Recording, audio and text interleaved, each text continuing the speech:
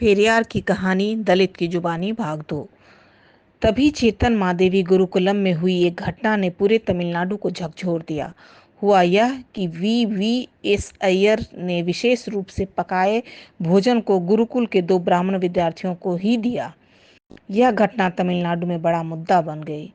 तुरंत इसका बहाना खड़ा कर सर्वप्रथम पेरियार ने ब्राह्मण और गैर ब्राह्मण का हौवा राज्य में खड़ा करना शुरू किया। यहीं से उसकी ब्राह्मण और गैर ब्राह्मण की राजनीति की नींव पड़ी।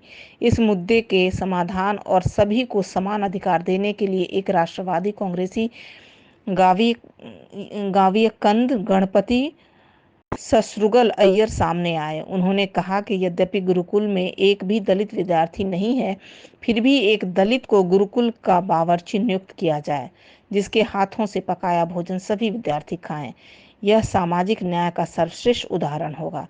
अय्यर संस्कृति के उत्कृष्ट विद्वान भी थे, लेकिन सामाजिक न्याय के योद्धा पेरियार ने कहा कि वो इस सुझाव को कभी भी स्वीकार नहीं करेंगे।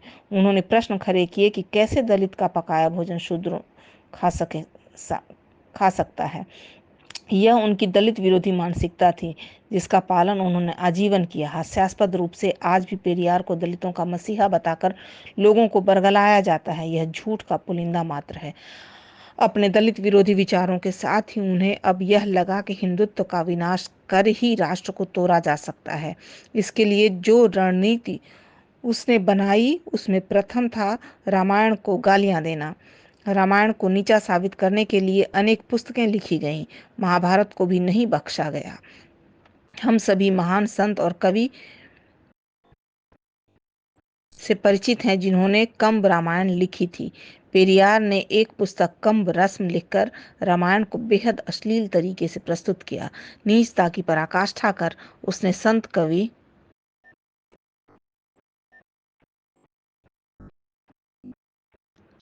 कंब, भगवान राम और देवी सीता को भी जी भर गालियां दी। पेरियार के इस कदम का शैव मतावलंबियों ने तालियां बजाकर स्वागत और समर्थन किया, क्योंकि पेरियार वैष्णव मत वालों पर हमला कर रहा था। शैव मठों के प्रमुख महंतों ने, जिसमें कुंद्राकुडी अडिगल भी सम्मिलित थे, इसी कारण पेरियार का समर्थन किया। यही स्थिति थी उस समय तमिलनाडु में। लेकिन कुछ समय पश्चात जब पेरियार ने तमिल शैव पेरिया पुराण पर भी हमला बोला, तब शैवों को पेरियार की असल साजिश का एहसास हुआ। फलस्वरूप सभी मतावलंबी एकजुट होकर पेरियार के विरोध में आ गए। एक एक कर सभी हिंदू ग्रंथ पेरियार के निशाने पर आने लगे। यहाँ तक कि उसने तिरुकुरल को भी हर संभव गालियां देनी प्रारंभ कर दी। पेरियार के शब्दों में तिरुकुरल सोने की थाली में परोसी गई मानव विष्ठा है।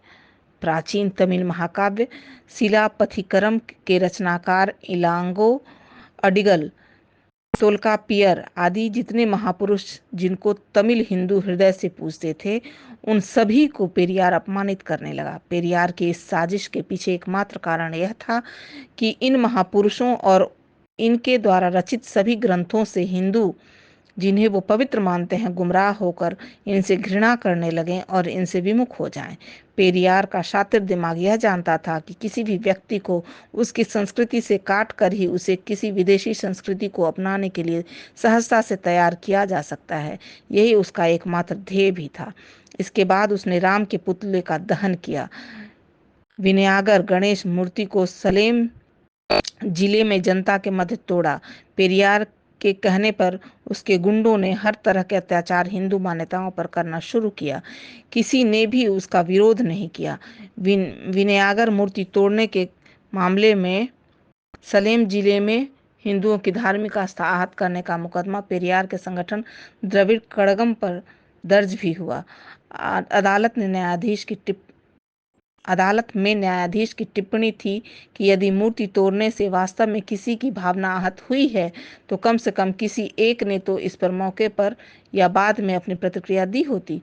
चूंकि किसी ने भी विरोध नहीं किया, तो इसका अर्थ है कि किसी को भी इससे कोई परेशानी नहीं थी और सबने इस कार्य को स्वीकार किया।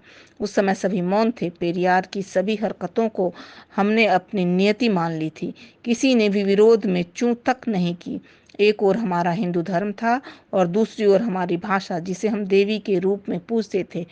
उसने संस्कृत और तमिल को बांट दिया। दलितों के दिमाग में यह बात ठूंस दी कि संस्कृत विदेशी भाषा है और दलितों और संस्कृत का कोई नाता नहीं है। लेकिन भला ऐसा कैसे संभव है?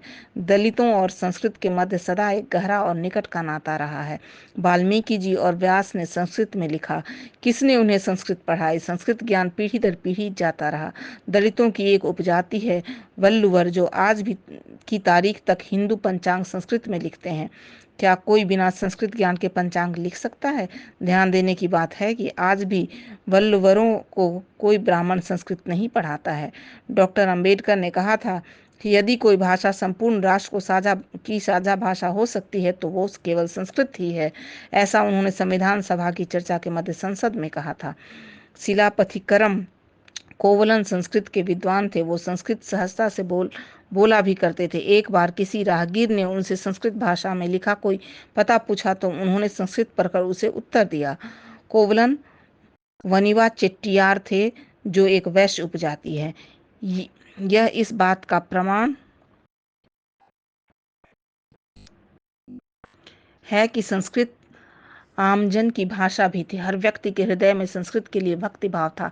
अतः पेरियार के लिए यह आवश्यक था कि अपने कुटिल उद्देश्य की पूर्ति हेतु संस्कृत के प्रति आम जनता के भक्ति भाव को कैसे भी हो तोड़ा और नष्ट किया जाए। तमिलनाडु में दलित और अन्य जातियां सदा से मिलजुल कर रहा करती थीं। पेरियार इसी आपसी सद्भाव को तोड़कर समाज को दलित और गैर दलित में बांटने की साजिश रच रहा था।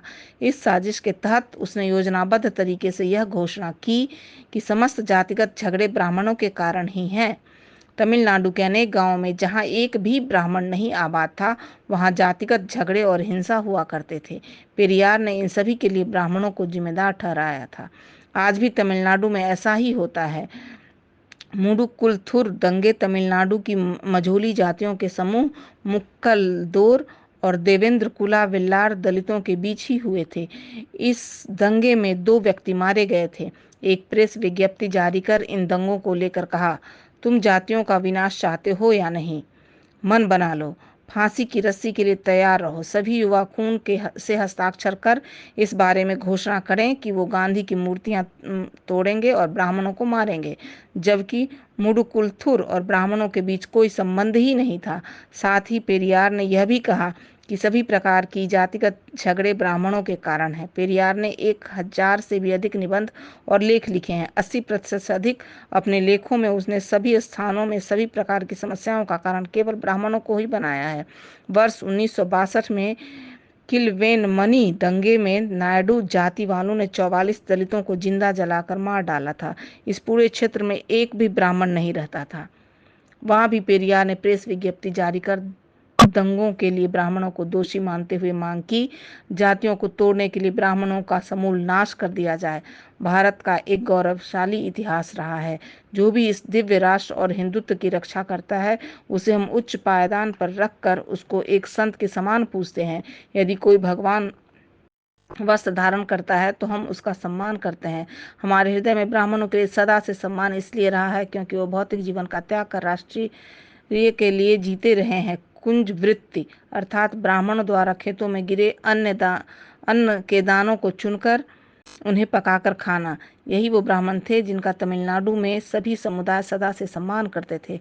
ब्राह्मणों की यही प्रतिष्ठा धूमिल और नष्ट करना पेरियार के जीवन का एक बड़ा लक्ष्य था।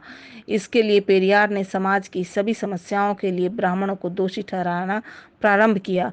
वह और उसके लोग बहुत धूर्तता से इस साजिश को मूर्त रूप देने लगे। अंततोगत्वा तमिलनाडु के निर्दोष ब्राह्मण पेरियार की कुटिल चाल की भेंट चढ़ ही गए। वह अपनी चाल में सफल हो गया। तत्पश्चात पेरियार ने वर्ष 1944 में एक प्रस्ताव पारित किया, अंग्रेजों को भारत छोड़कर वापस नहीं जाना चाहिए, लेकिन यदि ऐसा करना ही पड़े तो वो भारत के सभी राज्यों को आज़ादी दे दें, बस तमिलनाडु ही अंग्रेजों के राज्य के अधीन रहे। इस प्रस्ताव के सामने आते ही तमिलनाडु की जनता की आंखें खुली और उन्हें एहसास हुआ कि पेरियार और उसके संगठन द्रविड़ कड़गम और जस्टिस पार्टी के समस्त कार्यकलापों के पीछे अंग्रेजी राज का ही हाथ है। ये दोनों संगठन ब्रिटिश राज की ही उपज थे। लेखक अरुण लवानिया हमारे अतिथि संपादक।